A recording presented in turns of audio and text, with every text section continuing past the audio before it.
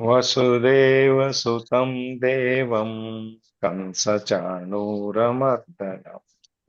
దేవకీ పరమానందం కృష్ణం వందే జగద్గురుం జగద్గురు శ్రీ శ్రీకృష్ణం వందే జగద్గురుం సర్వం శ్రీకృష్ణార్పణమస్తు.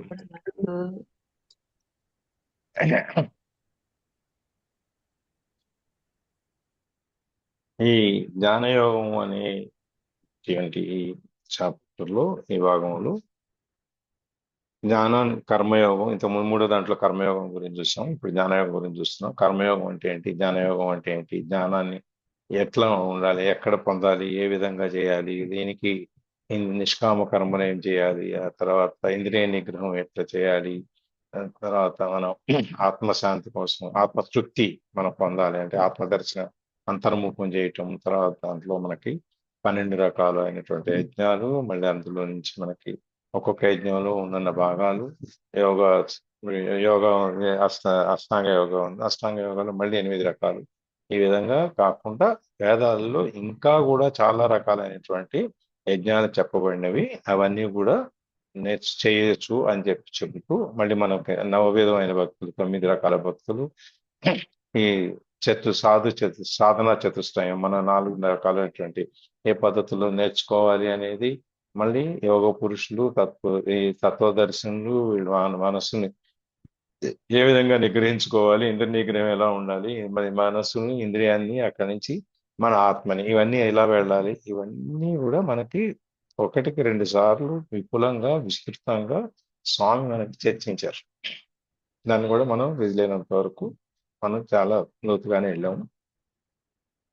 అక్కడి నుంచి ఇప్పుడు అసలు ఈ జ్ఞానాన్ని ఎందుకు నేర్చుకోవాలి, జ్ఞానం నేర్చుకోవడం వల్ల ఉపయోగం ఏంటి అనేది కూడా చూస్తాం. జ్ఞానం నేర్చుకుంటే మనకి ఇన్ని జన్మల కోట్ల జన్మలటువంటి ఈ కర్మ మిగిలింది ఏదైనా ఉంటే మంచి కర్మలు కానీ సంచిత కర్మలు, మంచి కర్మలు కానివ్వండి ఏదైనా కానీ అవన్నీ నాశనం అయిపోతాయి.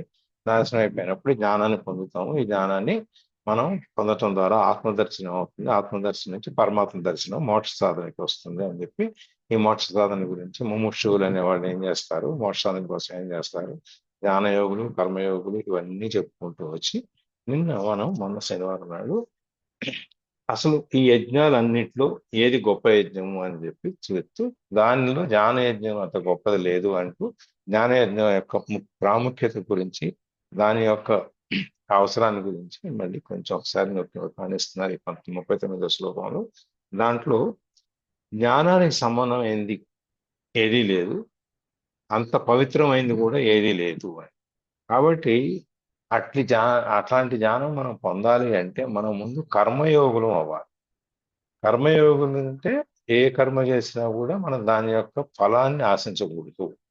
మన ఇది స్వామి కార్యము, స్వామి చేయమని చెప్పారు, మనం స్వామి చేయిస్తున్నారు మనతో అనే భావంతో చేయటమే తప్ప, ఆ భగవంతుడి మీద భారం వేయటమే తప్ప, మనం ఎటువంటి ఫలితాన్ని ఆశించకుండా మనకున్న ఈ రాగద్వేషాలు, షడ్వర్గాలు ఇవన్నీ వదిలేసి పూర్తిగా ఈ సమాజంలోనే ఉంటూ కూడా మనం విడిగా మనంతటా మనకి ఒక ప్రత్యేక స్థానాన్ని మనం పెట్టుకుని ఉండొచ్చు అనేది కూడా ఒకటి. ఈ మోక్ష సాధనలో మనకి వచ్చేటప్పటికి దీనికి ఈ జ్ఞానోదయాన్ని పొందిన వాళ్ళకి వాళ్ళకి ఎటువంటి భావబంధాలు ఉండవు, దేని మీద కోరికలు ఉండవు, మనకి దేని మీద ఆలోచనలు ఉండవు. వాళ్ళకి ఆ నిమిత్త మాత్రలాగా ఉండిపోయి మనం చేసుకుంటూ వెళ్ళిపోతారు. దాంట్లో ఈ అక్కడ కర్మయోగంలో నువ్వు ఎప్పుడైతే ఈ రాగద్వేషాలు ఇవన్నీ లేకుండా నువ్వు దూరంగా ఉన్నావో ఈ ప్రపంచం, నువ్వు ఉండు అందరిలో ఉంటావు, అన్ని చేస్తుంటావు, కానీ ఏది నీకు అంటదు, నువ్వు దేనికి అంటదు. ఆ విధంగా అనమాట. మళ్ళీ అందులోనే కర్మలు, అకర్మలు, మళ్ళీ కర్మలో కర్మ, కర్మలో సకర్మ, ఇవన్నీ రకరకాలుగా మనకి ఇవన్నీ బోధించారు. ఎప్పుడైతే ఈ కర్మయోగం అనేది మనకు వచ్చిందో, ఎప్పుడైతే మనం దేని మీద ఆపేక్ష లేకుండా, దేని మీద మనకి రాగద్వేషాలు లేకుండా ఉంటామో, కష్టాన్ని, సుఖాన్ని, చెడుని, మంచిని అన్ని సమానంగా మనం ఎప్పుడైతే అట్లా భరిస్తామో, భరించే స్థితి మనకు వచ్చినప్పుడు సమస్థితి అని అంటారు. సమస్థితి మనకు వచ్చినప్పుడు మనం ఈ కర్మయోగంలో నుంచి జ్ఞానయోగంలోకి వెళ్ళటం తేలిపోతుంది. అందుకని ఇక్కడ జ్ఞానయోగం అన్నిటికంటే గొప్పది, పవిత్రమైనది. దాంతోపాటు ఇది రావాలి అంటే కర్మయోగ సిద్ధిని పొందాలి. కర్మయోగం అంటే కర్మయోగంలో మనం ఈ భావబంధాలలో ఏమీ లేకుండా మనం ఎప్పుడైతే దూరంగా ఉంటామో అది సాధించిన వాడికి జ్ఞానయోగం అనేది కూడా వస్తుంది అని చెప్పి స్వామి చెబుతున్నారు. ఇది మన ఈ జ్ఞానం అనేది మనలో ఉన్న అజ్ఞానాన్ని పోగొట్టి జ్ఞానాన్ని తీసుకుంటాం. అది దానికి మనం బాహ్య శరీరాన్ని ఏ విధంగా అయితే మనం దాన్ని బాగు చేసుకోవడానికి బాగా ఆరోగ్యంగా ఉంచుకోవడానికి శుద్ధి చేసుకోవడానికి ఎలా అయితే కష్టపడతామో అలాగే ఈ జ్ఞానాన్ని పొందటానికి కూడా మనం అంత విధంగా కష్టపడాలి. దాంతోపాటు దీనికి మనకి ఈ కర్మ ఉపాసన ధ్యానం యోగం ఇవన్నిటిని సాధనాలు దాంట్లో వీటిలో తర్వాత దాన్ని ఈ జ్ఞానం పొందటం అనేది మన కోసం ఎవరో చేయరు. మన జ్ఞానాన్ని మనమే సంపాదించుకోవాలి. మన ద్వారానే అవుతుంది. మన కోసం ఒకళ్ళని చేయమండి మనం తీసుకోండి మీరు చేయండి నా కోసం అంటే చేసేవాళ్ళు ఎవరు ఉండరు. చేసినా మనకు కుదరదు. మన గాలి పీల్చుకోవడం మనకి ఎంత అవసరమో మన భోజనం చేయడం మన చేతితో మనం ఎంత అవసరమో అది ఈ జ్ఞానం సంపాదించుకుంటే అదే అవసరం. ఎప్పుడైతే మనకి జ్ఞానం సిద్ధి అవి అందరూ ఒకేసారి జ్ఞానం మొదలుపెట్టినా కూడా అందరికీ ఒకేసారి జ్ఞాన సిద్ధి జరుగుతుందని చెప్పేదానికి లేదు. దాని ఎవరెవరు ఎంత తీవ్రతతో ఎంత ఏకాగ్రతతో ఎంత ప్రేమతో ఎంత అభిమానంతో ఎన్ని రకాల పని దాంట్లో చెప్పి 24 గంటలు దైవ స్మరణ చేసుకుంటూ నామ సంకీర్తనలు వింటూ ఇవన్నీ చేస్తారు. నువ్వు ఎంత తీవ్రతతో చేస్తావు అనే దాని మీద నీకు జ్ఞానం ఎంత త్వరగా జరుగుతుంది అనేది దాంట్లో ఒక విషయం అన్నమాట. ఇది ఈ మనంతటా మనమే తప్ప ఇంకొకళ్ళ వలన కాదు. గురువులు పెద్దలు వాళ్ళు ఉన్నారంటే వాళ్ళు మనకి మార్గదర్శనం చేస్తారు. నువ్వు ఇలా ఇళ్ళు బాబు ఇలా వెళ్తే నీకు ఇలా చేస్తుంది, లేకపోతే నువ్వు ఇలా కూర్చొని నువ్వు ఈ విధంగా ముద్ర పెట్టుకొని నువ్వు సుఖాసనంలోనో పద్మాసనంలో కూర్చొని నువ్వు ధ్యానం చేస్తుంటే నీకు ఇలా వస్తుంది అని చెప్పగలరు. అంతేగాని మన ధ్యానాన్ని వాళ్ళు చేయరు. వాళ్ళ ధ్యానాన్ని వాళ్ళే చేసుకుంటారు. అట్లాగే దీనికి యోగ సంసిద్ధత మనం ఈ కర్మయోగంలో నుంచి యోగాన్ని పొందటానికి మనం రెడీగా ఉండాలన్నమాట. నిష్కామ కర్మ అనేది చేయాలి. మనం ఈ సిద్ధం అయినప్పుడు ఈ యోగానికి కర్మయోగానికి సిద్ధమైనప్పుడు జ్ఞానయోగం కూడా మనకు కలుగుతుంది. ఇది మన ఆత్మలో నుంచే మనకు దానంతటా అదే ఒక స్పార్క్ లాగా మనకి వెలుగుతుంది అనమాట. ఆత్మ జ్ఞానంలో నుంచి మనం అది ఎవరెవరు ఎట్లా అనేది కూడా చూసాం. ఇది ఈ ఈ అందరికీ జ్ఞానయోగాన్ని పొందే అవకాశం ఉంది, అర్హత ఉంటుంది. కానీ దానికి మనం శారీరకంగా మానసికంగా అన్ని విధాలుగా మనం సిద్ధం అవ్వాలి. సిద్ధమైనప్పుడు మాత్రమే మనకి ఈ ఆత్మజ్ఞానం అనేది దొరుకుతుంది అనమాట. సో ఇప్పుడు దీని తర్వాత మనకి ఇవాళ ఈ 39వ శ్లోకం చూసాము. దాంట్లో శ్రద్ధగా చేయాలి అనేది ఈ గురు శాస్త్ర వాక్యాలన్నింటిలో కూడా ఆధ్యాత్మిక సాధనలో కూడా తదేక నిష్ఠతో కూర్చొని మనం ఇంద్రియాలని జయించిన వాడు. యతీంద్రులు అంటాం కదా. యతీంద్రులు అంటే వాళ్ళందరూ ఇంద్రియాలని జయించి మనసు అటు పక్కకు పోకుండా, చేతులు అటు పక్కకు పోకుండా, ఆలోచనలు అటు పక్కకు పోకుండా ఉంచేవాళ్ళు అనమాట. ఆ విధంగా చేసేవాళ్ళు. దానికి 3 లక్షణాలు చెబుతున్నారు. ఒకటి శ్రద్ధ అనేది ఉండాలి, 2 తదేక నిష్ఠ అనేది ఉండాలి, 3వది ఇంద్రియ నిగ్రహం అనేది ఉండాలి. ఆ శ్రద్ధ అనే దానికి ఎట్లా ఆ శ్రద్ధ అనే దానికి కావాల్సిన దానికి ముందు ఏంటి? విశ్వాసం. ఇది నేను చేయగలను, ఇది నాకు సిద్ధిస్తుంది, ఇది నాకు వస్తుంది, నేను పొందగలను అనేటువంటి విశ్వాసం ఉంటేనే తప్ప మనకి పని అవ్వదు. అలా కాకుండా నువ్వు అవుతూ ఏం కూర్చొని ట్రై చేద్దాంలే, చూద్దాంలే, మెడిటేషన్ అంతసేపు మనం కూర్చోగలమా, ఈ లోపల ఏదైనా ఫోన్లు వస్తే ఎట్లా, మళ్ళీ ఇంట్లో వాళ్ళకి ముందే చెప్పటం మమ్మల్ని డిస్టర్బ్ చేయబాకండి మీరని, అయినా ఒకవేళ ఏమైనా పిలిచారేమో అని మళ్ళీ అటు కళ్ళు తీసి చూడటం, ఈ విధమైనటువంటి ఉండకూడదు. సంశయాలు ఉండకూడదు, ఎటువంటి సందేహాలు ఉండకూడదు. అందుకని శ్రద్ధ అనేది చేయాలి. రెండవది తత్పరత, దాంట్లో మునిగిపోవడం. నిష్ఠ, తదేకగా మన తదేక నిష్ఠతో అదే నిష్ఠతో ఉండాలి. ప్రతి 24 గంటల్లో ప్రతి నిమిషం, ప్రతి సెకను, ప్రతి క్షణము మనం దాని మీదనే గడపాలి.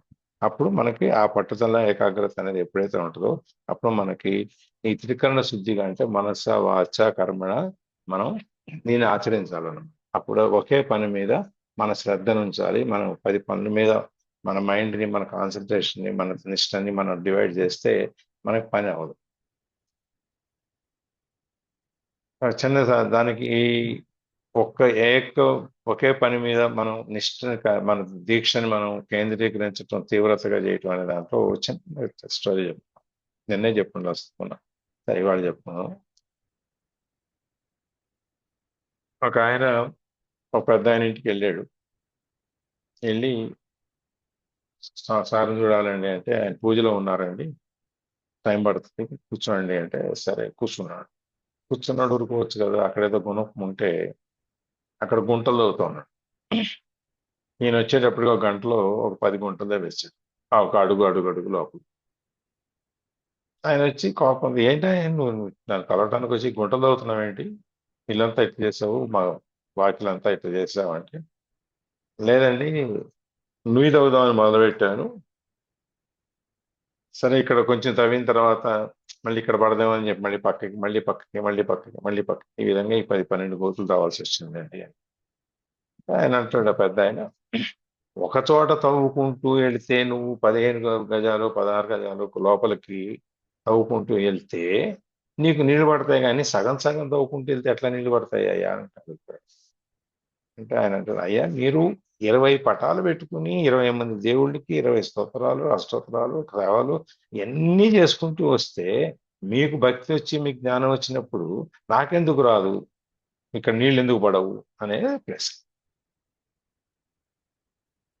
అంటే నువ్వు ఎంత నిష్ఠతో, నువ్వు ఎంత తీవ్రతతో నువ్వు నీ ఫోకస్ ఉంచుతావు అనేది ఇక్కడ మనం నేర్చుకోవాల్సింది.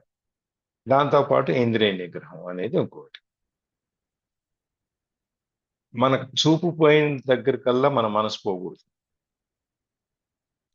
మన మనసు పోయిన దగ్గర కల్లా మనం పోకూడదు.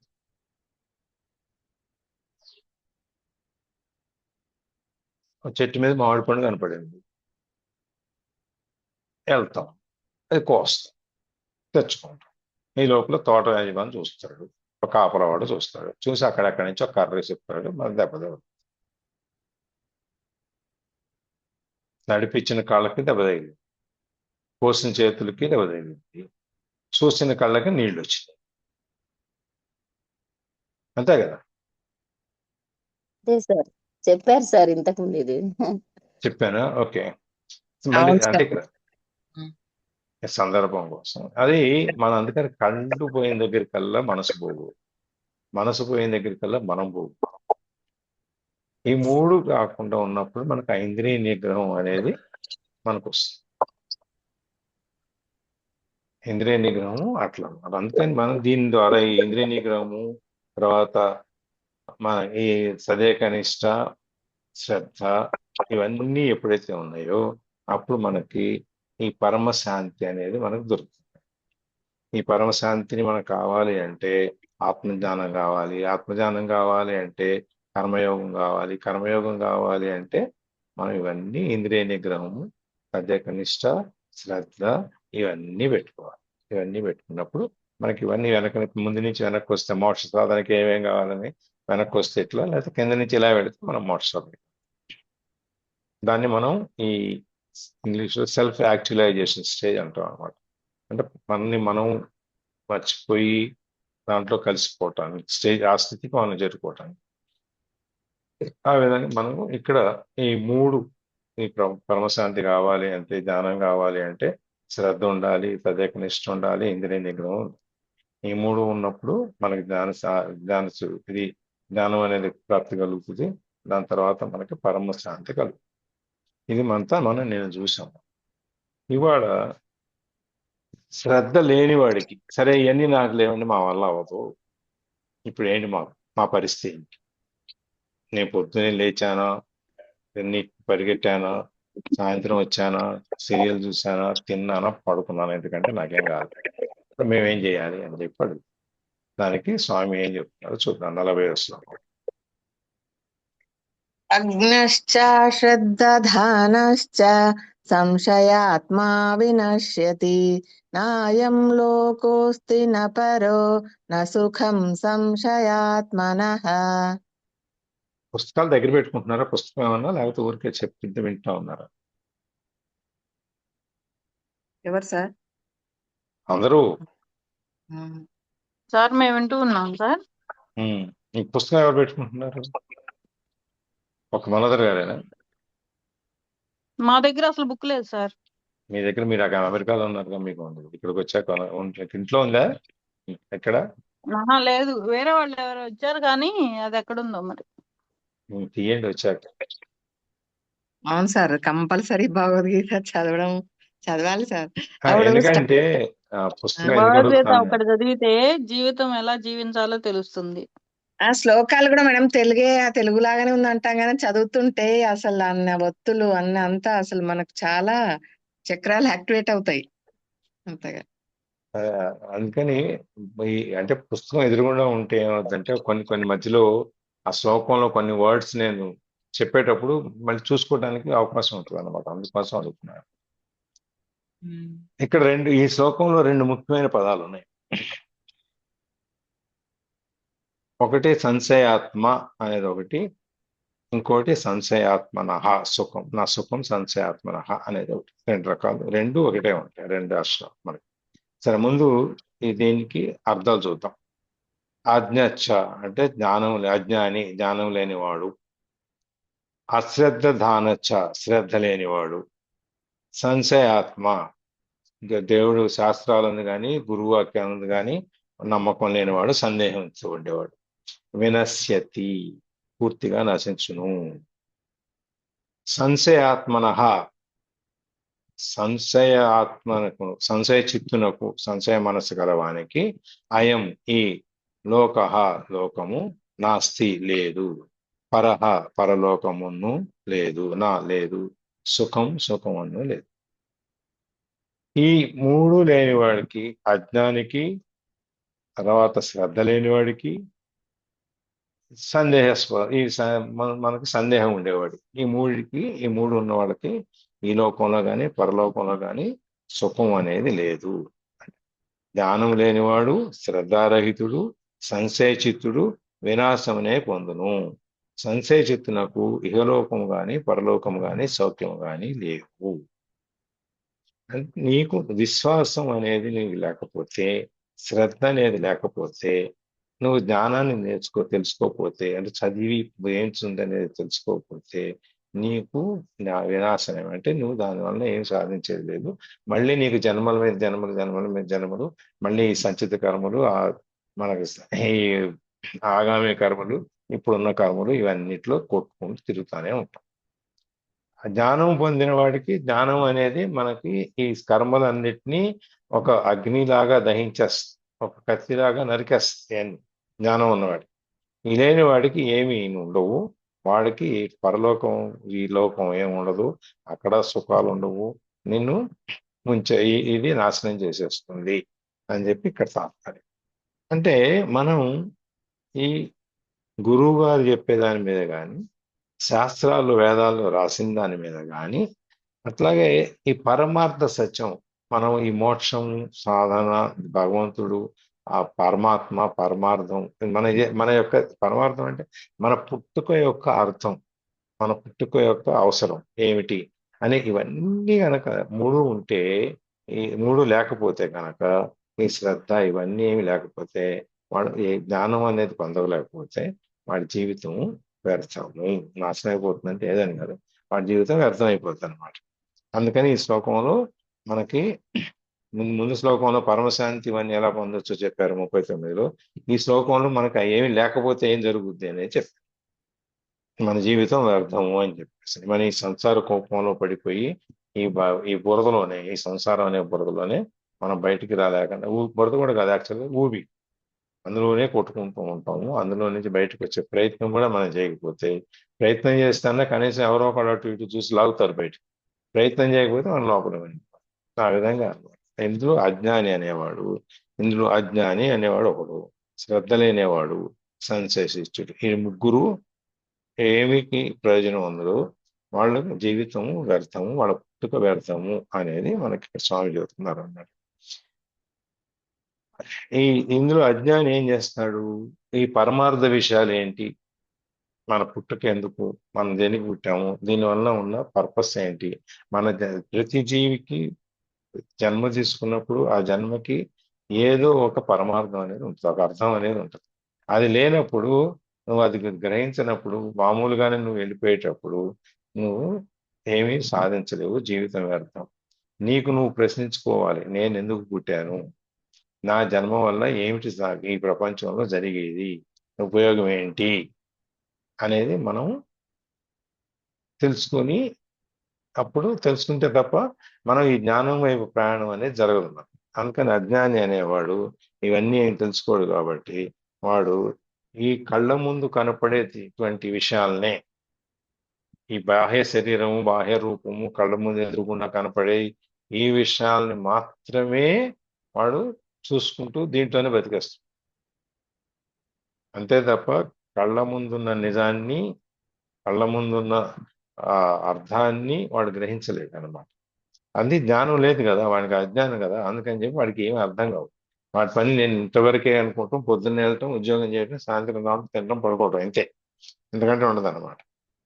అట్లాగే శ్రద్ధ లేని వాడు కూడా ఈ శాస్త్రాలందు విశ్వాసం లేకపోతే దాని ఫలితంగా వాడు కూడా ధర్మం అనేది ఏంటో తెలియకుండా వాడు కూడా వ్యర్థంగా అయిపోయి నశించుతాడు. ఇక మూడోది సంశయశిష్టుడు అనేవాడు ప్రతిదాన్ని సందేహమే. ఇది అవుద్దా అవుదా, మొదలు పెట్టచ్చా మొదలు పెట్టకూడదా, ముహూర్తం బాగుందా లేదా, ఇది యమగండం ఉందా లేకపోతే వర్జ్యం ఉందా, లేకపోతే మనకి ఇక్కడ ఇంకేం రాహుకాలం ఉందా, ఇవన్నీ చూసుకుని మొదలుపెట్టి చేసేటప్పటికి పుణ్యకాలం తీరిపోతుంది. అందుకని చెప్పి ఈ సంశయం వీడికి ఎప్పుడు సందేహస్వయం, మొత్తం సందేహాలే అనమాట. వీడి సందేహాలు రావు, వీడికి ఏమి ఉండవు. వాడికి ఏం చేయాలి అనేది కూడా తెలియదు. కింకర్తవ్యం ఇప్పుడు ఏం చేయాలి మనం అనేది కూడా వాడికి తెలియదు. ఎందుకంటే డౌట్ కదా, ప్రతి దాంట్లోనూ డౌటే. మామిడి పండు కొనుక్కుందామంటే పురుగులు ఉంటాయేమో, యాపిల్ పండు కొనుక్కుందాం అంటే లోపల బాగుంటుందో ఉండదో, బొప్పాయి పండు కొనుక్కుందాం అంటే ఇంకేముందో, అందులో గింజలు ఉన్నాయో లేవు. ఈ విధంగా రకరకాలైనటువంటి సందేహాలతో వీడు జీవిస్తూ ఉంటాడు. ఈ సందేహాలతో అసలు ఏ పని మొదలుపెట్టాడు, వాడికి కూడా జీవితం వ్యర్థమే అనమాట. ఈ ముగ్గురు కూడా, ఈ 3 లక్షణాలు ఉన్న వాళ్ళు, వాళ్ళ జీవితం వ్యర్థమైపోయింది. అందుకని మళ్ళీ అందుకని ఫస్ట్ లో ఉన్న సంశయాత్మ అనేవాడు సందేహాలు కలిగేవాడు. రెండో లైన్లో ఉన్న సంశయ ఆత్మ అనేవాడికి, వాడికి ఆత్మ అనేది కూడా సంశయ చిత్తుడు. వాడి మనస్సు ఎప్పుడు ప్రతిదాన్ని సందేహిస్తూ ఉంటుంది. ఈ సందేహిస్తా ఉన్న దాన్ని ఏది సాధించలేడు అనమాట. అందుకని వాడికి కూడా నా సుఖం, ఈ దీంట్లో ఈ జన్మలో సుఖం అనేది ఉండదు, ఈ జన్మలోనే ఈ లోకంలోనే సుఖపడలేడు. అట్లాగే పై జన్మలో పైన స్థితిలో కూడా సుఖపడలేడు. ఇక్కడ కానీ పై లోకంలో కానీ వాడి సుఖం అనేది ఉండదు. ఆధ్యాత్మిక పదాలు అంటే ఇవన్నీ విశ్వాసం పెట్టుకోవాలి, జ్ఞానాన్ని పొందాలి. ముముక్షు అనేవాడు మనని సంశయాలు మనసుని పీల్చి పిప్పి చేసేస్తాయి. ఒక విషయం మీద మనకి, నిన్న నేను బయటకు వెళ్తా ఉన్నా, ఆ టర్నింగ్ తీసుకున్నాక ఏదో సౌండ్ వచ్చింది. కారు మామూలుగా మనం లాక్ చేసి ఉంటుంది, టచ్ చేస్తే కిక్కి అని అరుస్తుంది కదా, ఆ విధంగా అరుస్తాం. నేనేమన్నా నా కారు తగిలిందని డౌట్ వచ్చింది.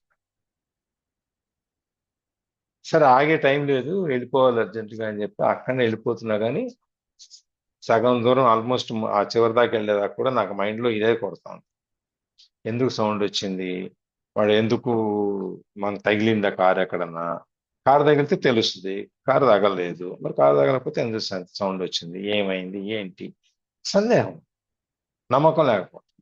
నా కారు తగలలేదు అనే తెలుసు, కానీ ఎందుకో లోపల పీకుతా ఉంటాను. అట్లా ఈ డ్రైవ్ చేసుకుంటూ నేను ఆఖరి దాకా వెళ్ళేంత వరకు కూడా నాకు ఈ మైండ్లో రాదు. ఈ మైండ్ నాకు దాని మీద ఉంటే నేను మళ్ళీ ఇక్కడ డ్రైవ్ చేసేటప్పుడు నాకు ఫోకస్ ఉండదు కదా. అట్లా సందేహం అనేది ఉంటే అక్కడికక్కడ తీర్చేసుకోవాలి. కానీ నువ్వు సందేహాన్ని పేరబెట్టుకుని నీలో నువ్వు పెట్టుకుంటే నువ్వు ఉపయోగం ఉండదు. తర్వాత అక్కడికి వెళ్ళిన తర్వాత మన కారు దిగి చూసుకున్నా వెనక వైపు ఎక్కడ తగిలిందా అంటే ఏం తగలలేదు, సరే మనకు సంబంధం లేదు, కానీ అప్పుడు ప్రశాంతంగా. ఆ విధంగా అనమాట. మనకి ఈ ఇవన్నీ వదిలేసి, సంశయాలన్నింటినీ వదిలేసి మన విశ్వాసము శ్రద్ధ అనేది మనం పెట్టుకుంటే ఆధ్యాత్మ ప్రధానంలో మన ఈ ఆధ్యాత్మికత అనేటువంటి మార్గంలో మనం నడవగలుగుతాం అనమాట. అప్పుడు మనకి ఈ పూర్ణ సుఖం ఈ జీవితంలో ఈ లోకంలోను పై లోకంలో కూడా మనకి ఈ సుఖాలు అనేది వస్తాయి. మోక్ష సాధన అనేది, మోక్ష స్థితి, మనకి మోక్ష యోగ్యత అనేది మనకు కలుగుతుంది అనమాట. అందుకని మనం అజ్ఞానమును వీడి జ్ఞానాన్ని సంపాదించుకోవాలి. శాస్త్ర గురువాక్యములందు నమ్మక శ్రద్ధ ఉండాలి. తర్వాత ఈ పరమార్థ సత్యం గురించి ఎటువంటి సందేహాలు ఉండకూడదు. మనం ఈ పరమాత్మ పొందుతామా లేదా, ఇందులో అర్థం ఏంటి, అన్నిటి గురించి ఎటువంటి సందేహాలు ఉండకూడదు. ఈ మూడు లేకుండా ఉన్నప్పుడు మనం సుఖపడతాం. లేదా ఈ మూడు ఉంటే జీవితం వ్యర్థం, నాశనము అయిపోతుంది అని చెప్పి స్వామి ఇక్కడ చెబుతున్నారు. సరే, ఇవన్నీ అయిపోయింది. ఇప్పుడు అజ్ఞాని, జ్ఞాని ఇవన్నీ అయిపోయింది. ఈ జ్ఞానము, కర్మలు ఇవన్నీ మనం ఎట్లా బంధించుతాయా లేవా, మనం ఎట్లా బయటపడతాం ఈ బంధనాల్లో నుంచి అనేది మనకి 41వ శ్లోకంలో మనం చెప్తున్నారు. 41వ శ్లోకం చూద్దాం.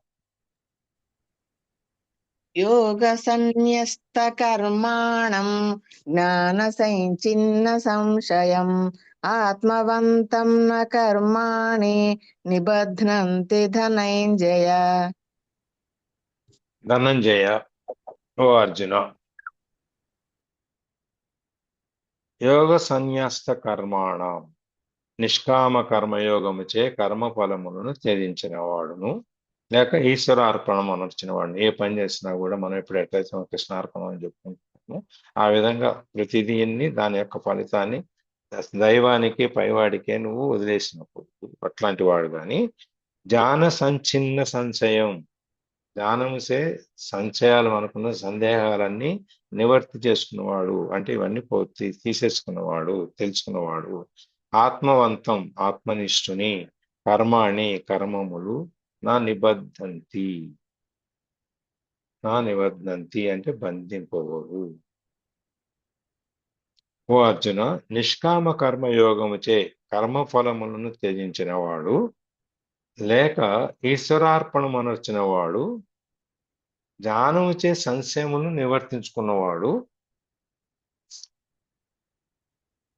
ఆత్మనిష్ఠుని, అట్లాంటి వాడిని ఈ కర్మలు బంధించదు అనే తాత్పర్యం. దీంట్లో దాని కర్మలు ఎవరిని బంధించకుండా ఉంటాయి. ఇప్పుడు కర్మబంధంలో ఉన్నాం అనేది మనం చూసాం కదా ఇప్పుడు దాకా. ఈ కర్మలు ఎవరిని బంధించకుండా ఉంటాయి అంటే ఈ మూడు మనం ఇంతకుముందు నుంచి చెప్పుకొచ్చినాయి. మళ్ళీ ఒకసారి సమరీ అనమాట.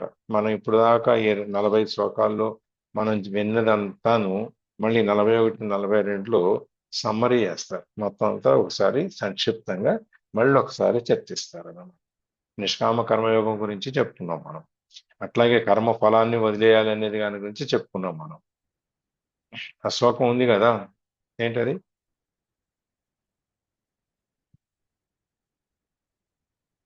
ఈ పని నువ్వు చెయ్యి, ఫలితాన్ని గురించి ఆలోచించుకో, నాకు వదిలేయి. కర్మణ్యేవాధికారం కర్మణ్యేవాధికారస్తే మా ఫలేషు కదాచన. ఆ శ్లోకంలో ఆల్రెడీ చెప్పేశారు.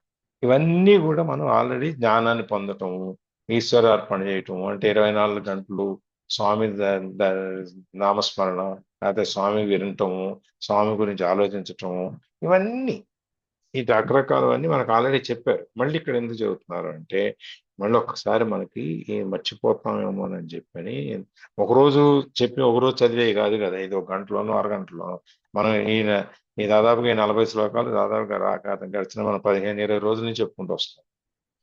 కాబట్టి 20 రోజుల్లో మళ్ళీ 15-20 రోజుల కింద మొదలుపెట్టింది మళ్ళీ మర్చిపోతాం కొత్తది వచ్చేటప్పుడు. అందుకని చెప్పి ఇక్కడ సమరీ, ఈ మొత్తం అంతా సంక్షిప్తంగా ఏంటి అనేది ఇక్కడ చెబుతున్నారు అనమాట. ఈ నిష్కామ కర్మయోగంతో నువ్వు ఎటువంటి ఫలితాన్ని ఆశించకుండా నువ్వు చేసే కర్మలన్నిటి వలన నీకు కర్మఫలం అనేది ఏదైతే ఉందో అది నాది కాదు. నేను ఈ పని చేస్తాను, దీనివల్ల వచ్చే ఫలితం ఏదైతే ఉందో అది నాది. నేను ఈ సహాయం చేస్తాను, లేకపోతే ఈ కుర్చీ వాళ్ళకి అందించాను, లేకపోతే వాళ్ళకి ఈ సేవ చేస్తాను, ఆ సేవలో వచ్చేటువంటి పుణ్యమైన నాది అని నువ్వు ఎప్పుడైతే అనుకున్నావో అప్పుడు అది నిష్కామ కర్మ కాదు.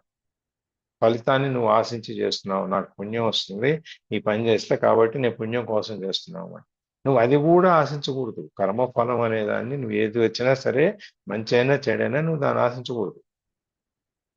అట్లా కర్మఫలాన్ని ఆశించకుండా నిష్కామ కర్మ అంటే అది మనం ఏ పని చేసినా అంతా పైవాడి అని వదిలేటు. ఆ విధంగా నువ్వు ఎప్పుడైతే చేస్తావో, లేదు ఇవన్నీ ఈశ్వరార్పణము, మనం కృష్ణార్పణం అని ఎప్పుడైతే వదిలేస్తామో, అట్లాగే ఈ జ్ఞానం గురించి మనకుండే సందేహాలు, ఈ డౌట్స్ అన్ని మనం క్లియర్ చేసుకుని జ్ఞాన సిద్ధి కోసం మనం ఆ మార్గంలో ఎప్పుడైతే నడవటం మొదలు పెడతామో, అప్పుడు అట్లాంటి వాటికి ఈ కర్మలు ఏవిను ఆ ఫలితాలు ఏవి అంటవు. తామరాకు మీద నీటి బొట్టులాగా ఉంటాడు వాడి మొత్తం, వాడి శరీరం, వాడి మనసు, మేధ, ఆ లోపల మొత్తం అంతా కూడా ఇన్సులేట్ చేయబడి ఉంటుంది, కవర్ చేసి చుట్టూ కట్టి చుట్టేసి ఉంటుంది అనమాట.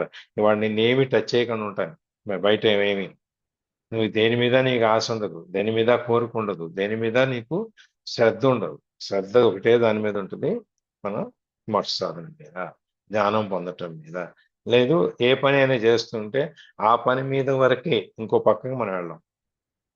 అటువంటి పద్ధతి ఉన్నప్పుడు, ఆ విధంగా చేయగలిగినప్పుడు నీకు ఈ కర్మలు ఏవైతే ఉన్నాయో, పోయిన జన్మలవి, వచ్చే జన్మలవి, ఈ జన్మలవి, ఇవేవి నిన్ను అంటవు అని చెప్పన్నమాట. ఈ ఆత్మ మొత్తం అంతా ఎట్లా ఉండాలి? ఈశ్వర కర్మఫలాలన్నీ ఈశ్వరార్పణం చేయాలి.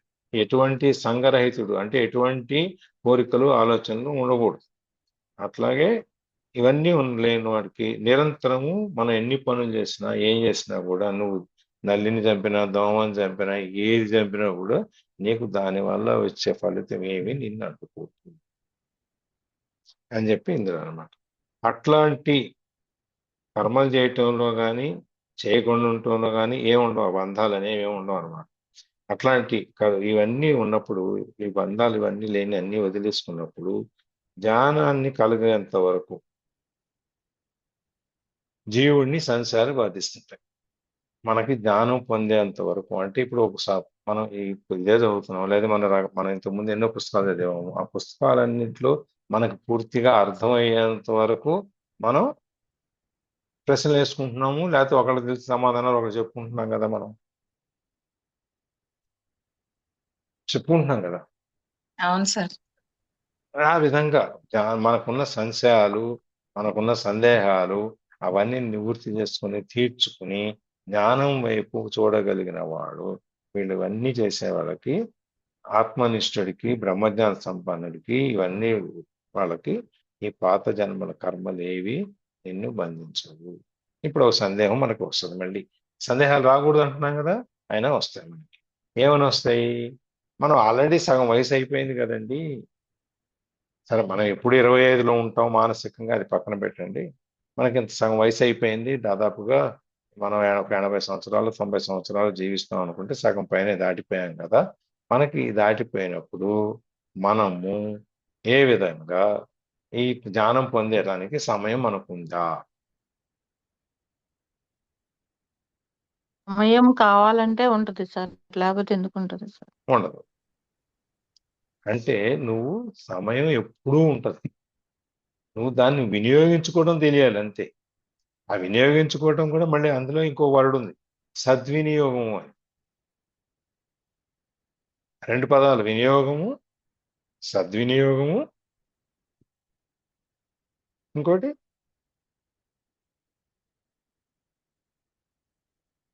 దుర్వినియోగం. దుర్వినియోగం. అంటే చెడగొట్టుకోవచ్చు, చెడుగా వాడుకోవటం, మంచిగా వాడుకోవటం, ఓన్లీ వాడుకోవటం.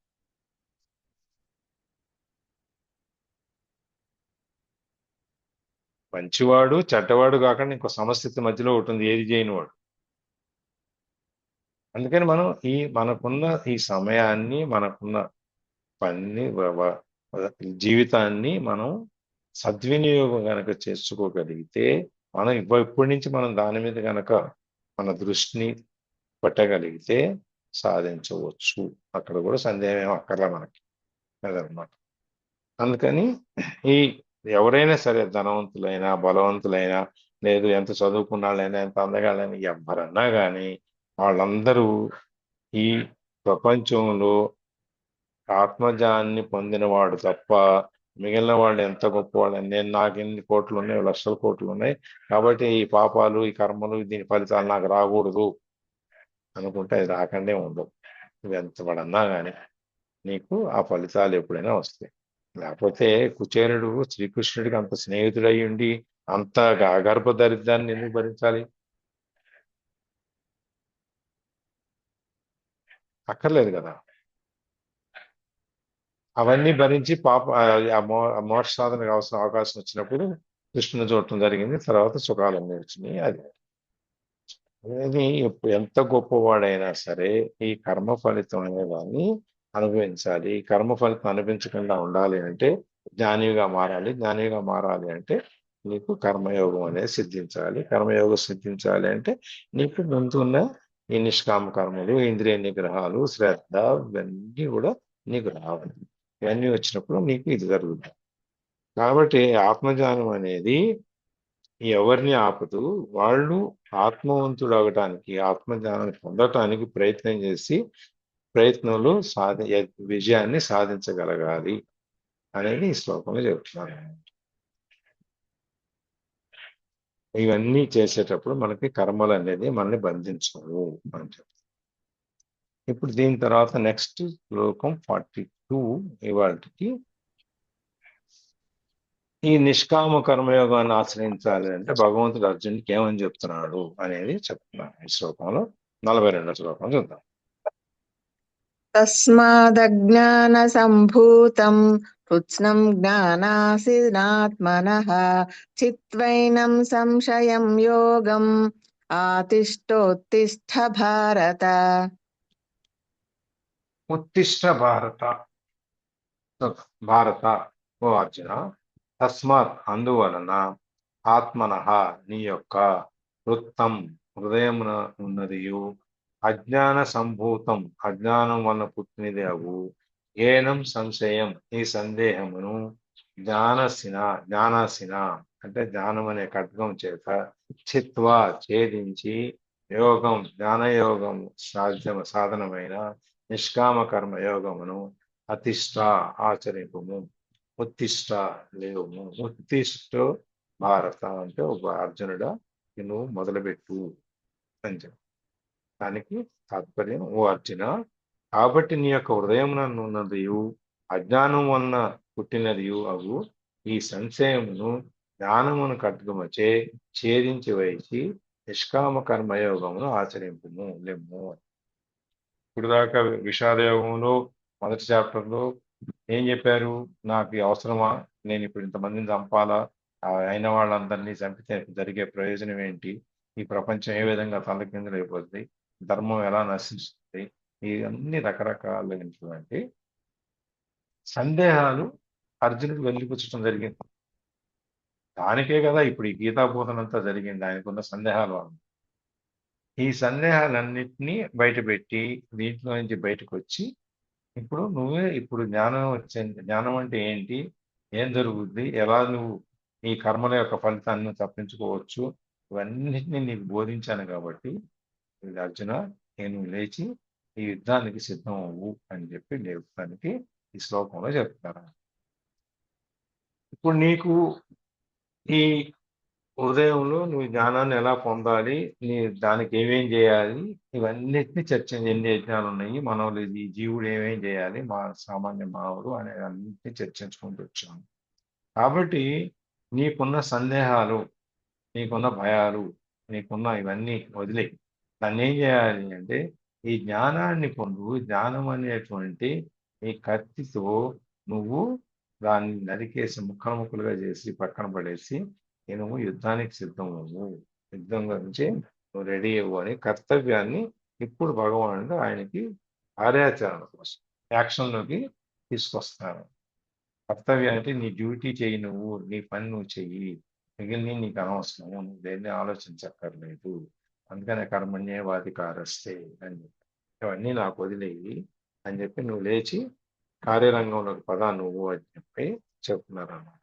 ఈ సంశయాలు, మోహాలు ఇవన్నీ మనం ఈ సందేహాలు, వాటి మీద ఆశ, కోరిక ఇవన్నీ మనకి ఎందుకు ఎక్కడి నుంచి వస్తున్నాయంటే అజ్ఞాన సంభూతం. మనకి ఫస్ట్ లైన్లో చెప్పారు, తస్మాద అజ్ఞాన సంభూతం అని చెప్పారు. అందువలన ఈ అజ్ఞానం వలన ఇవన్నీ వస్తున్నాయి.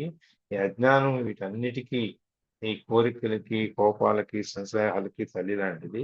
కాబట్టి వీటన్నిటిని నువ్వు ఈ జ్ఞానం అనేటువంటి కత్తితో నువ్వు తీసేయి. అప్పుడు నీకు ఈ సంశయాలన్నీ పోతే నీకు నీ ఎదురుగుండా ఉన్న తెర, నీకు మసమసగా ఉన్న తెర అప్పుడు నీకు స్పష్టంగా కనిపిస్తుంది.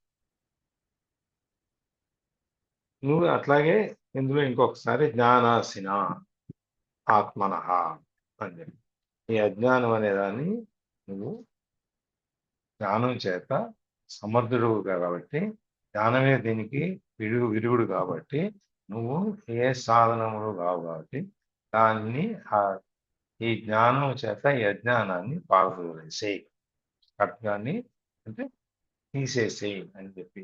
నీకు కష్టమైన నిష్ఠురమైన నీకు ఒక శరీరంలో ఒక భాగాన్ని తీసేస్తే నీకు ఎలా అనిపిస్తుందో ఆ విధంగా దీన్ని అన్నింటినీ కూడా తీసి పక్కన పడేయి అని చెప్పి చెబుతున్నారు. చీకటి పోవాలంటే మనకి వెలుతురు రావాలి కాబట్టి ఆ విధంగా మనకి ఈ జ్ఞానాన్ని ఈ అజ్ఞానం పోవాలి అంటే జ్ఞాన ప్రకాశం అనేది జరగాలి. జ్ఞానం అనే వెలుతురు మనం ఈ అజ్ఞానం అనేటువంటి చీకటిని అది వెళ్ళగొడుతుంది అని చెప్పి, ఈ నీకు పాత రోజుల నుంచి వచ్చిన సంశయాలు ఇవన్నీ నీ మనసులో మన మెదడులో పాతుకుపోయి ఉన్నాయి.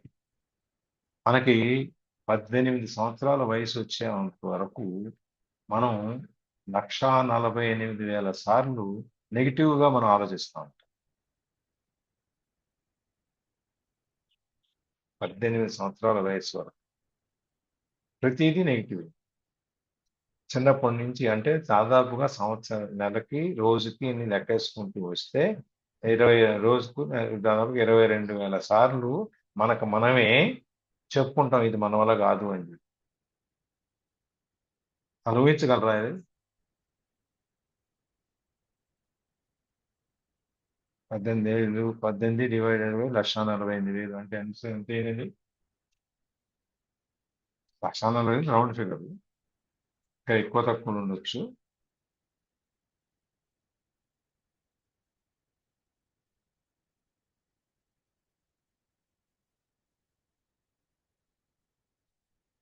సంవత్సరానికి దాదాపుగా 8,000 సార్లు.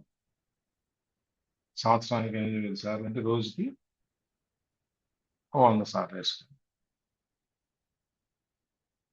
50 సార్లు, 10 సార్లు, 20 సార్లు కూడా అర్థమెటిక్స్ లెక్క కాదు.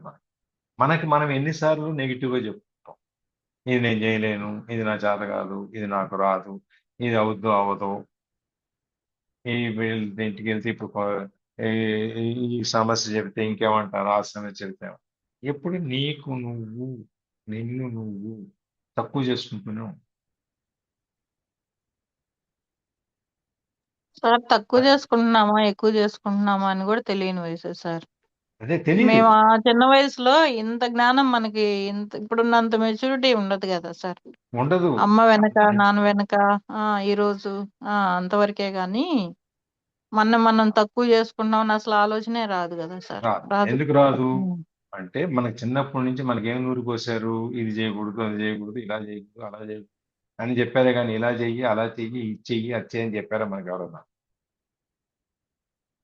ఒక్కొక్కళ్ళు ఒక్కొక్క విధంగా చెప్పుంటారు సార్. పేరెంట్స్ వాళ్ళ మెచ్యూరిటీని బట్టి కొంతమంది ఇప్పుడు మీరు చెప్పే విధానం మీ పిల్లలకి వేరుగుంటది, మేము చెప్పే విధానం వేరుగుంటది, ఇంకొకరు చెప్పే విధానం వేరుగుంటది. అది కాకపోతే మా చిన్నప్పుడు సంగతి నెగిటివా మనల్ని మనం తక్కువ చేసుకున్నాం అనేది ఇప్పుడు అసలు జ్ఞాపకం కూడా లేదు వాస్తవం చెప్పాలంటే. ఏదో గడిచిపోయిన రోజులు అంతే. ఇప్పుడు నేను అనేది ఏంటంటే ఇప్పుడు మనకు తెలిసింది కనీసం మన పిల్లలకు వాళ్ళ పిల్లలకన్నా కనీసం మనం ఇక నుంచి ఇది మార్చి చెప్పాలనేది నేనేది. మనకి తెలీదు, జరిగిపోయింది. మనం ఖచ్చితంగా మెచ్యూర్డ్ గానే ఉంటున్నాం సార్. మనం అదే మన మనసులో అప్పుడేదో విత్తనాలు నాటారు, ఆ విత్తనాలు చెట్లు అయినాయి, వృక్షాలు అయినాయి, అడవులు అయిపోయి ఇప్పుడన్నా దాంట్లోంచి బయటకు వచ్చి తర్వాత జనరేషన్స్ మన తర్వాత వచ్చే తరాలనైనా మనం ఆ విధమైనటువంటి సెల్ఫ్ డిఫీట్, నిన్ను నువ్వే ఓడించుకుంటావు, చెప్పుకుంటూ నా వల్ల కాదు అని చెప్పేది. నేను చేయగలను, నేను చేస్తాను, నా వల్ల అవుతుంది, ఇది నేను తప్ప ఇంకెవడు చేయలేడు అనేటువంటి విశ్వాసాన్ని మనం ఇవ్వం.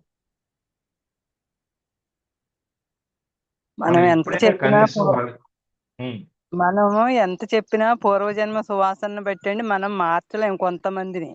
కొంతమంది మారతారండి. మా అబ్బాయి ఉన్నాడండి, పుట్టిన కాడ నుంచి మాటలు వచ్చిన దగ్గర నుంచి నా నోరు పడిపోయింది, కానీ అప్పటి నుంచి ఇప్పటికి ఒకే రకంగా ఉన్నాడు. కొంచెం కూడా మార్పు అని చెప్పి చెప్పి మార్పు అనేది రాలేదండి ఇంతవరకు. ఎంత చెప్పినా ఇంకా మూర్ఖులకి ఇంకా అంతేనండి, మనం చెప్పడం తప్ప. అది మన కర్మను బట్టి వాళ్ళు వస్తారండి, మనం చేసుకున్న కర్మ బట్టి. మీరు అందుకనే స్వామి ఫలితాన్ని నువ్వు ఆశించొద్దు అని చెప్పింది. ఆ అవునండి. కానీ నువ్వు మన చెప్పు. చిన్నప్పుడు మన చిన్నప్పుడు ఇంత జ్ఞానంగా చెప్పి వివరణ చిన్నప్పుడు భగవద్గీత మన చిన్నప్పుడు అంత పెద్దవాళ్ళకి లేదు లేదండి. కానండి. ఇప్పుడు కొంచెం పిల్లలు కూడా అర్థం చేసుకుంటున్నారండి. మన కూడా చిన్న అర్థం చేసుకుంటారండి, కొంచెం అదే పర్వాలేదండి. మన వయసులో 18 ఏళ్ళ వయసులో కన్నా ఇప్పుడు పిల్లలు కొంచెం బాగానే అర్థం చేసుకుంటున్నారండి నాకు తెలిసి. చేసుకుంటారు, అన్నీ ఉంటాయి. ఇప్పుడు ఏంటంటే వాళ్ళు ఇప్పుడు మనము చెప్పేది వాళ్ళకి అదేదో పనిష్మెంట్ లాగా ఉండకూడదు. అవునండి. మనం చెప్పేది ఎట్లా అంటే, బాబు ఇది నిప్పు, ముట్టుకుంటే కాలుతుంది, నీ ఇష్టం, అయిపోయింది మన డ్యూటీ అక్కడ. లేదు నువ్వు దాన్ని అనుభవించాలా, ఇది ముట్టుకో అని చెప్పి చూపించు. రెండోసారి దాని జోలికి రాడు. నువ్వు చెప్పినట్టు, మనం చెప్పినట్టు విన్నాడా వినలేదా అనేది పక్కన. వాడికి చెప్పేది ఏంటంటే, నువ్వు ఈ రోడ్లో వెళ్తే ఇదిగో ఈ రోడ్లో ముళ్ళు ఉంటాయి, లేకపోతే రాళ్ళు తేలు ఉంటాయి, కారు టైర్లు పోతాయి, లేకపోతే నీ కాళ్ళు గుచ్చుకుంటాయి, నీ ఇష్టం. తర్వాత ప్రాబ్లం ఎక్కడ వస్తుంది అంటే, నువ్వు ఈ దారిలో వెళ్ళకు అని చెప్పి మనం ఆపేసి నిలబెట్టేసి వెనకలాగేస్తాం చూసారా, అప్పుడు ఆ మనిషిలో నుంచి ఆ వ్యతిరేకత అనేది వస్తుంది. ఏం చెప్తే నేనేది అని చెప్పి వస్తుంది.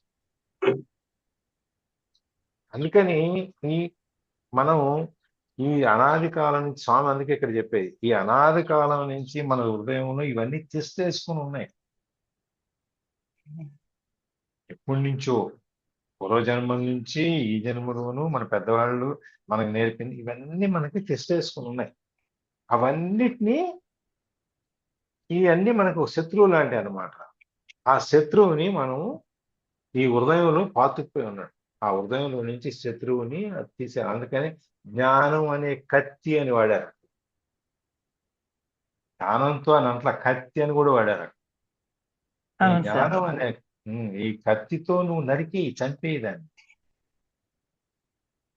నేను సినిమాకి వెళ్ళాము, మా మనరాలకు కూడా వచ్చి సినిమా అంతా అయిపోయింది. బయటకు వచ్చాక మా సినిమా గుడ్డా బ్యాడా బ్యాడ్, ఎందుకంటే అందులో ఫైటింగ్ గీటింగ్ చంపుకోవడం. నేను సినిమా ఏంటమ్మా అంటే బ్యాడ్ అంతే. అంతే. దానికి తెలిసింది ఏంటంటే కొట్టుకోవడాలు ఇవన్నీ బ్యాడ్ థింగ్స్. దానికి చెప్పడం వాళ్ళది ఆ విధంగా చెప్పారు. ఇట్లా మనం పోట్లాడకూడదు, అరవకూడదు, మెల్లగా ఇవన్నీ ఏదో చెప్పుకుంటూ వస్తున్నారు అది. అందుకని అది వెంటనే అది కొట్టుకోవడాలు ఏమని అంటే అది బ్యాడ్ అనేది తగిలిపోయింది. మనం మనసులో మనం ఏమి విత్తనం వేస్తాము. ఇప్పుడు అయిపోయింది, మన పిల్లలు పెద్దవాళ్ళు అయిపోయారు, వాళ్ళ పిల్లలు వచ్చేసారు, మనకి అవకాశం. కనీసం వాళ్ళ పిల్లల కన్నా మనము ఈ నిరుత్సాహపరిచేటువంటి, నిరాశావాదం చెప్పేటువంటి అని చెప్పకుండా వాళ్ళకి ఆ మానసిక సంసిద్ధత, మానసికంగా వాళ్ళని ఏదైనా చేయటానికి, ఏదైనా వాళ్ళ సవాళ్ళని ఎదుర్కోవటానికి కావాల్సిన విధంగా వాళ్ళని మనం ఇప్పటి నుంచి తయారు చేద్దాం. అది అందుకే ఆయన ఈ హృదయంలో మనకి ఎప్పటి నుంచో తెస్టేసుకుపోయినాయి అని చెప్పి అందుకే స్వామి అక్కడ చెప్తుంది అదే. అందుకని ఇప్పుడు అందులోనే ఇంకో మళ్ళీ యోగమాతిష్ట అని చెప్పి ఈ జ్ఞానం పొందిన తర్వాత మనం ఏం చేసినా కూడా ఈ ప్రపంచ హితం కోసం, ఈ లోకం కోసం, ఈ ప్రజల కోసం, ఈ సమాజం కోసమే మనం చేస్తాము. దాంట్లో మనకి నిష్కామ కర్మ అనేది మనకి ఉంటుంది. ఈ కర్మ అనేది మనకి ఎటువంటి ఫలితం మనం ఆశించకుండా ఈ సమాజానికి చేసే సేవ కానీ, నీకు నువ్వు చేసుకునే సేవ కానీ, లేకపోతే నువ్వు పక్క వాళ్ళకి చేసేది కానీ, ఏదైనా సరే ఈ జ్ఞానం పొందిన తర్వాత నీకు మనకేమి మంది కాదు, ఇది మనం చేస్తున్నాము, స్వామి చేయిస్తున్నాడు అంతే, మనకేం సంబంధం లేదు అని చెప్పి మనం అనుకుని ఈ కర్మలన్నింటినీ త్యజించటం, దాని మీద దేని మీద పట్టుదల లేకుండా అంటే పట్టలేకుండా ఇది అయిపోయింది ఈ కర్మ దీంతో వదిలేస్తాం అనమాట, అంత ఎగడతాం అన్నమాట. తర్వాత ధర్మ సముద్రణ, ధర్మాన్ని ఉద్ధరించడం కోసం చేసేవి, లోక సంగ్రహార్థం ప్రజల కోసం చేసేవి, ఇవన్నీ నిష్కామ బుద్ధితో చేసేవాడుగా ఉంటే అటువాడు నీకు శ్రీ మోక్షాన్ని సాధిస్తాడు అని అర్జున. నువ్వు ఇక జ్ఞానాన్ని సంపాదించు. అట్లాంటి జ్ఞాన ఖడ్గంతో నీ లోపల హృదయంలో ఉన్నటువంటి ఈ అడవిని అంతటిని తీసేయి. ఇక తర్వాత నువ్వు ఈ ప్రపంచానికి కావాల్సిన దానికి కోసం నువ్వు ఈ లోకహితం కోసం నువ్వు ఏం చేయాలో ఆలోచించు, ఆ కర్మని నువ్వు చెయ్యి అని చెప్తున్నాను అనమాట. అందుకని ఉత్తిష్టాలే, ఇక లేచి నువ్వు ఈ ధర్మాన్ని నీకు జ్ఞానయోగం నీకు ఇచ్చాము, మహాత్ములందరూ నీకు ఇస్తారు. నువ్వు నుంచి లేచి ఇక నువ్వు నీ హృదయంలో నీ మనసులో ఈ జన్మాంతరాలుగా నీకు పాతికిపోయి ఉన్న ఇవన్నీ తీసే, ఈ సాధనలు ఎన్నో సాధనలు చేసి ఇవన్నీ తీసేసి నువ్వు కర్తవ్యోన్ముఖుడు, నీ కర్తవ్యం ఏదో అది నిర్వర్తించడానికి నువ్వు బయలుదేరేగా. అది మనకు కూడా అదే చెప్పేది, నువ్వు ఇవన్నీ నీ మనసులో ఉన్నాయి, నీకు చిన్నప్పటి నుంచి చెప్పినని వదిలేసి నువ్వు ఈ జ్ఞానయోగం అంటే ఈ మోక్ష సాధనకి మనం ఏం చేయాలో ఈ రాహిత్యాన్ని పొంది నిష్కామ కర్మ చేసి మన జ్ఞానాన్ని పొంది ఎంతవరకు చేయగలము అంతవరకు కనీసం ఒక మొదలు. ఇవాళ ఒక పని చేస్తే రేపు 2 అవుతాయి, ఎల్లుండి 3 అవుతాయి. అవన్నీ చేసి నిష్కామ కర్మలో నుంచి ఆత్మజ్ఞానాన్ని పొందితే మనకి బంధ విముక్తి అనేది జరుగుతుంది. కాబట్టి ఇవన్నిట్లో పొంది నిష్కామ కర్మలో నుంచి దీన్ని నువ్వు అవకాశం ఉంది అని చెప్పి స్వామి మనకి చెబుతున్నారు అనమాట. ఈ మనసులో ఉన్న అజ్ఞానాన్ని వీటిని అన్నింటినీ జ్ఞానం అనే దాంతో చేసేసి లోకోపకారార్థం నిష్కామ కర్మయోగాన్ని పరిశీలించు. నీవు యుద్ధానికి సిద్ధుడు కదా. ఆయన ఏమో అక్కడ కురుక్షేత్రంలో కౌరవుల మీద యుద్ధానికి రెడీ చేస్తున్నాడు, ఇక్కడ మన్నేమో ఈ దైహికమైనటువంటి వాటిలో నుంచి మనకి బయటికి తీసుకురావడానికి ఇక్కడ మనకి చూపుతున్నారు. అందుకని Bhagavad Gita is the best management book. నీ మేనేజ్మెంట్ ప్రిన్సిపల్స్ ఏవైతే ఉన్నాయో గొప్ప అవన్నీ ఇక్కడ ఉన్నాయి. నువ్వేం చేయాలి, నిన్ను ఏ విధంగా నీ పనికి నువ్వు నిర్వర్తించాల్సిన పనికి నీవు దేనికోసం జన్మ తీసుకున్నావో దానికి నేను ఏ విధంగా తయారు చేయాలని మన మానసికంగా ఇక్కడ తయారు చేసేస్తున్నాం.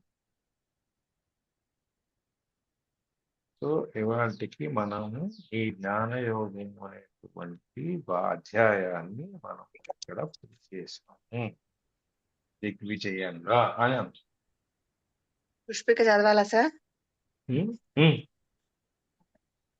ఓం తత్సదితి శ్రీమద్భగవద్గీతాసు ఉపనిషత్సు బ్రహ్మ విద్యాయాం యోగశాస్త్రే శ్రీకృష్ణార్జున సంవాదే జ్ఞానకర్మ సన్నిహితయోగో నామ చతుర్థోధ్యాయః. ఓం శ్రీకృష్ణార్పణమస్తు. యోగేశం సచ్చిదానందం వాసుదేవం వ్రజప్రియం ధర్మ సంస్థాపకం వీరం కృష్ణం వందే జగద్గురుం.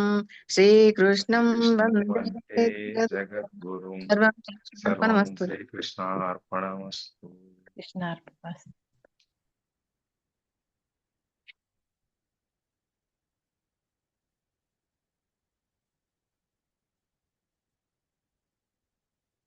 మనం ముఖ్యమైనది మన జీవితంలో చేసేది 3 రకాలు ఉంటాయి.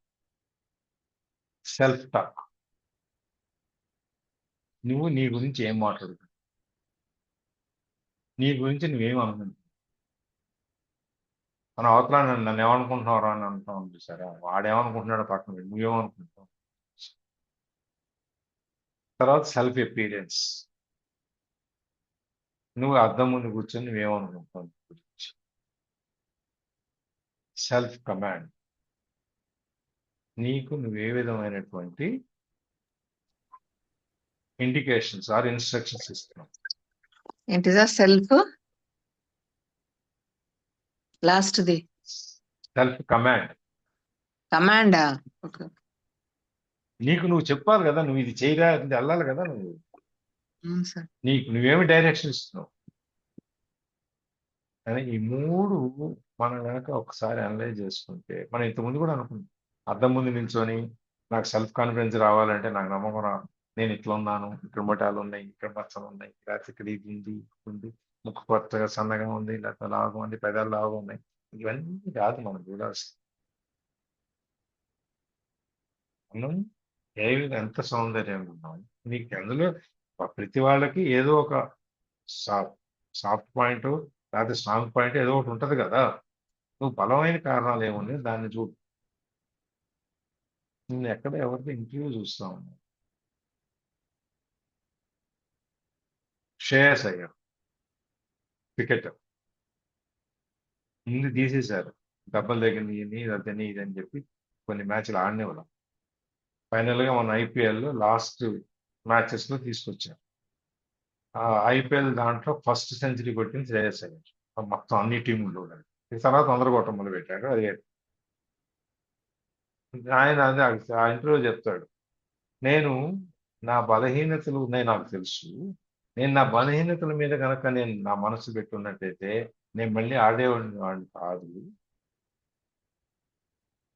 నేను నా వాటిని వదిలేసి నాకున్న బలాలు, నాకున్న శక్తి ఏది ఉందో, నాకున్న స్ట్రాంగ్స్ పాయింట్స్ ఏమున్నాయో, స్ట్రెంగ్స్ ఏమున్నాయో, నేను దాని మీద ఫోకస్ చేశాను, మళ్ళీ రాగలిగాను. 23 సంవత్సరాల వయసులోనే నేను కెప్టెన్గా చేశాను. అట్లాంటిది ఇవాళ నేను మళ్ళీ బయటికి వెళ్ళిపోయినా కూడా టీంలో నుంచి మళ్ళీ నేను రాగలిగాను. ఎందుకు అంటే నాకున్న స్ట్రాంగ్ పాయింట్. అదే 1983లో ఫస్ట్ వరల్డ్ కప్ గెలిచినప్పుడు కూడా కపిల్ దేవ్ అదే చెప్తాడు. ఏం చెప్పాడంటే మహమ్మద్ కప్పు తీసుకురమ్మని చెప్పిందని చెప్తాడు. ఏంటన్నా చెప్పు, ఆనే బోలా కప్ జీత్కే బేట అని చెప్పి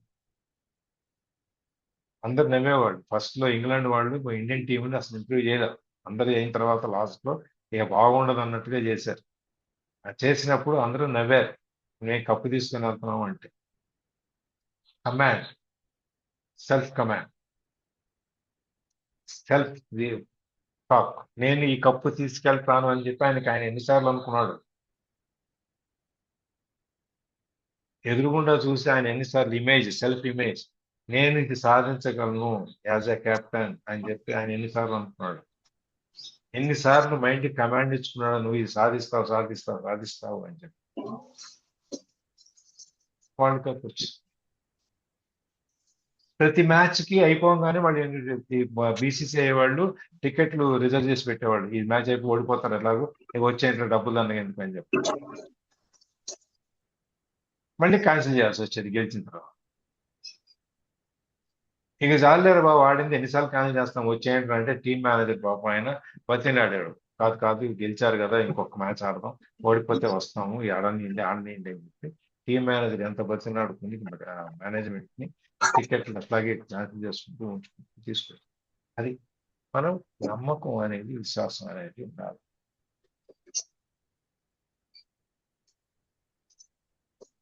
ఎవరు విశ్రుతి అంటే ఎవరు? సార్ అదే నేను అనుకుంటున్నాను. మన వాళ్ళ పిల్లల పేర్లా లేకుంటే కొత్తగా జాయిన్ అయ్యారా? ఎవరైనా విశ్రుతి ఎవరు? గుడ్ మార్నింగ్ సార్, నేను మౌనిక్ అని, మా బాబు పేరు విశ్రుత్. అవునా, ఓకే అమ్మా. నేను ఓల్డ్ స్టూడెంట్ నే సార్. తెలుసు, గుర్తుంది.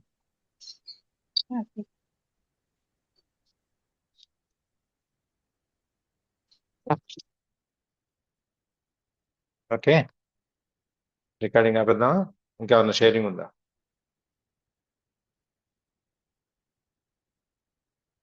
Matron duty. ఇంకేమైనా షేరింగ్స్ ఉన్నాయా అండి మేడం?